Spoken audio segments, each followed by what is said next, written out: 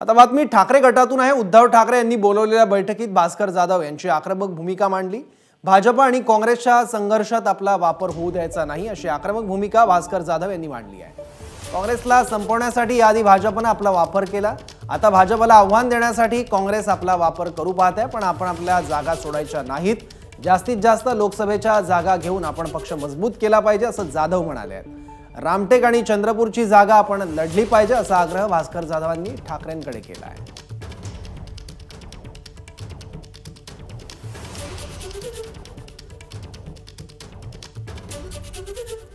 याबद्दल आणखी माहिती देत आहेत आपले प्रतिनिधी राजू सोनवणे। राजू,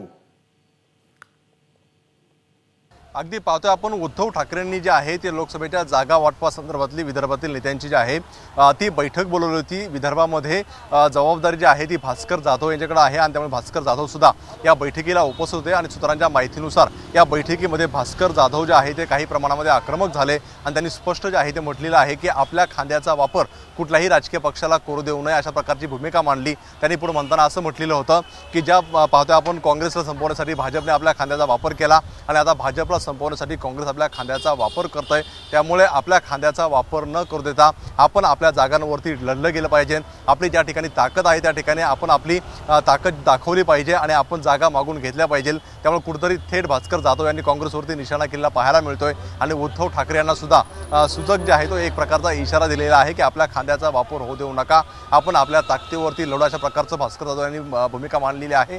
आतापर्यंत रामटेक आपल्या वाट्याला येईल, मात्र चंद्रपूर सुद्धा लोकसभा आपल्या वाट्याला आली पाहिजे, त्यासाठी भास्कर जाधव जे आहेत ते आक्रमक होताना पाहायला मिळतात। एकीकडे महाविकास आघाडी एकत्रितपणे लढण्याचा निर्णय घेते, तर दुसरीकडे मात्र कुठेतरी ठाकरे गटाचे नेते जे आहेत ते आक्रमक झालेले आहेत आणि आपल्या खांद्याचा वापर होऊ देऊ नका, आपली जी ताकद आहे त्या जागा आपल्याच वाट्याला आल्या पाहिजे अशा प्रकारची भूमिका जी आहे ती भास्कर जाधव यांनी मांडलेली जी आहे ती आपल्याला पाहायला मिळते।